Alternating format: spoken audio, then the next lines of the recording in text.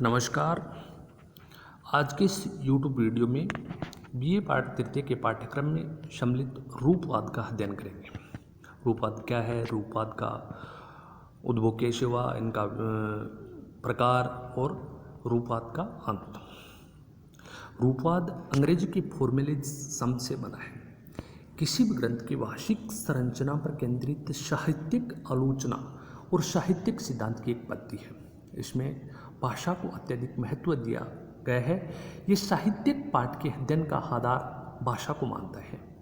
ये पाठ का अध्ययन उसकी भाषा पर पड़ने वाले किसी बाहरी प्रभाव पर विचार किए बगैर करता है। ये साहित्यिक आलोचना में प्रायः सांस्कृतिक मूल्यों, सामाजिक प्रभाव या लेखक के जीवन की अनदेखी करता है। विषय वस्तु के बजाय ये ग्रंथ की भाषा के स्वरूप, विधा आदि पर ध्यान देता है। दूसरे शब्दों में कह सकते हैं कि रूपवाद सिद्धांत है। ये रूपवाद सिद्धांत केवल भाषा का विवेचन, विश्लेषण, मूल्यांकन करता है।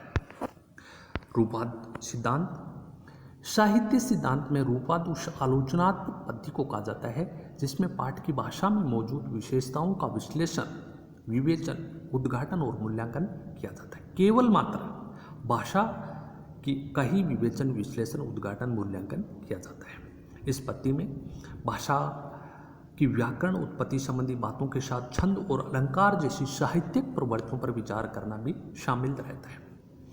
रूपवादी पद्धति साहित्य की आलोचना के लिए उसके सांस्कृतिक, ऐतिहासिक या लेखक के जीवन संबंधी जो संदर्भ है उनको कम महत्व का मानती है। किसी भी कृति के कथ्य के महत्व को भी ये सिद्धांत स्वीकार नहीं करता है।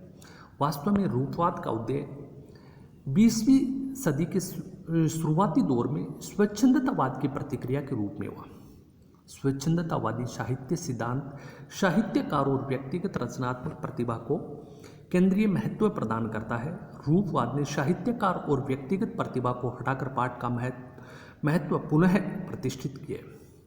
उसने पाठ के जरिए दिखाने की कोशिश की है कि किस तरह उसमें रूप निर्मित हुए हैं जिसके कारण वह रचना महत्वपूर्ण बन गई। दूसरे शब्दों में यदि कहें तो ये जो रूपवादी सिद्धांत है, रूपवादी सिद्धांत की जो मुख्य बात है वो ये है कि इसमें केवल उस रचना के भाषिक महत्व पर विचार किया जाता है। भाषा का विवेचन, विश्लेषण, मूल्यांकन किया जाता है, जबकि उस कृति या रचना में अन्य जो सांस्कृतिक मूल्य हैं, उसके सामाजिक मूल्य हैं, लेखक के व्यक्तिगत जीवन से संबंधित जो संदर्भ है उन पर विचार नहीं किया जाता है या उनको कम महत्व दिया जाता है।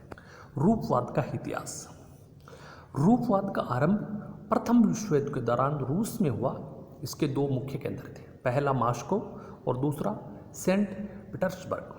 मॉस्को में ये 1915 में शुरू हुआ और सेंट पीटर्सबर्ग में इसकी शुरुआत अगले वर्ष 1916 से हुई। सोवियत संघ के गठन के पश्चात रूपवादियों का जो केंद्र है वो चेकोस्लोवाकिया की राजधानी प्राग बन गया। वहाँ पर रूपवादियों ने मिलकर प्राग लिंग्विस्टिक सर्किल संगठन का गठन किया। इसमें बोरिस इकेनबॉम, विक्टर स्लोवस्की, रोमन जेकोब्सन, रेनबेलेक, जॉन मुकारोवस्की आदि रूपवादी लेखक हैं। यह एक बात ध्यान रखने योग्य है कि कई बार हिंदी साहित्य संबंधी जो प्रतियोगी परीक्षाएं हैं उसमें ये क्वेश्चन पूछा जाता है कि इसमें कौन सा रूपवादी लेखक है या कोई रूपवादी लेखक का नाम बताओ, तो ये ध्यान रखना जरूरी है। आगे चलकर रूपवाद दो धाराओं, रूसी रूपवाद और एंग्लो अमेरिकन नई समीक्षा में बंट गया। दूसरे विश्व युद्ध के अंत से लेकर 1970 ईस्वी तक रूपवाद अमेरिकी साहित्यिक अध्ययन का एक प्रभावी प्रकार बना रहा और ये विशेष रूप से रेनबेलेक और ऑस्टिन वॉरेन के साहित्य सिद्धांतों में दिखाई पड़ता है, केवल मात्र। आगे चलकर 1970 के दशक के अंत में रूपवाद नए साहित्य सिद्धांतों के द्वारा विस्थापित कर दिया गया। इन नए सिद्धांतों में कुछ राजनीतिक लक्ष्य वाले थे, जबकि कुछ में संकल्पना नीति की साहित्यिक रचनाओं में इसकी उत्पत्ति और उपयोग से पृथक करना शायद संभव है।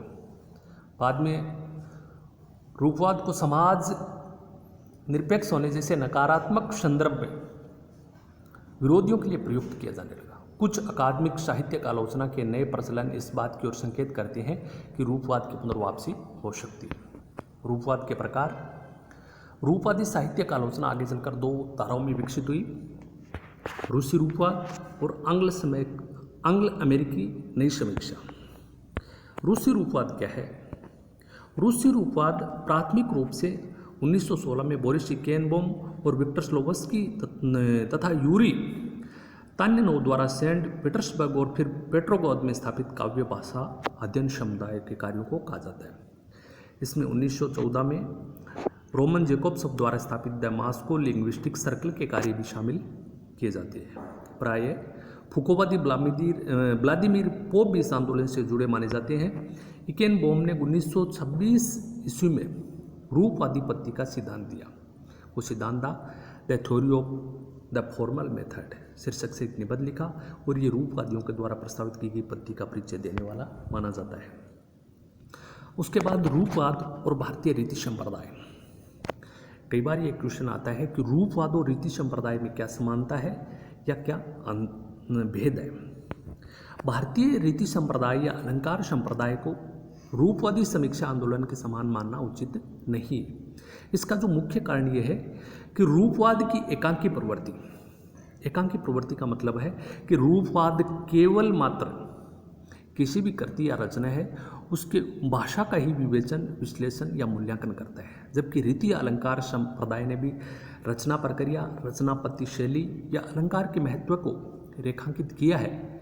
उन्होंने काव्य की एक तत्व जैसे रीति या अलंकार को काव्य की आत्मा भी माना है, किंतु उन्होंने अन्य तत्वों का बहिष्कार नहीं किया है, बल्कि अन्य तत्वों को भी अपने चिंतन में शामिल करके उसे पूर्ण बनाने की चेष्टा की है। पर यूरोपीय रूपवादी चिंतन में इस सर्वांगीणता का अभाव है। सर्वांगीणता का मतलब है कि इसमें कृति का विवेचन, विश्लेषण केवल भाषा के आधार पर ही किया जाता है, जबकि जो रीति संप्रदाय या अलंकार संप्रदाय है इसमें भाषा के साथ साथ जो अन्य तत्व है उनका भी, अन्य तत्व मतलब उस कृति के सांस्कृतिक मूल्य हैं, उसके सामाजिक मूल्य हैं, उसके लेखक के व्यक्तिगत जीवन के जो संदर्भ है उन पर भी विचार किया जाता है। इसी कारण जो रूपवाद और रीति संप्रदाय है उसमें भेद है कि रूपवाद उसमें एकांगिकता है, जबकि जो हमारा भारतीय रीति संप्रदाय या जो अलंकार संप्रदाय है उसमें इस दृष्टि से सर्वांगीणता है। रूपवादी सिद्धांत का अंत या इस आंदोलन का अंत कैसे हुआ? रूप पर अतिशय जोर देने के कारण रूपवाद की काफ़ी आलोचना हुई। साहित्य और कला केवल शैली या रचनापत्ति के ही विषय है। शैली के संदर्भ में इनका विवेचन, विश्लेषण और मूल्यांकन संभव है। इस प्रकार रूपवादी समीक्षा में कला और साहित्य के अन्य सब तत्वों की उपेक्षा करके संपूर्ण ध्यान केवल स्वरूप, रचना, शैली या अन्य अथवा बाह्य रूप पर केंद्रित था। इस एकांकी आग्रह ने रूपवाद का शीघ्र ही अंत कर दिया। धन्यवाद।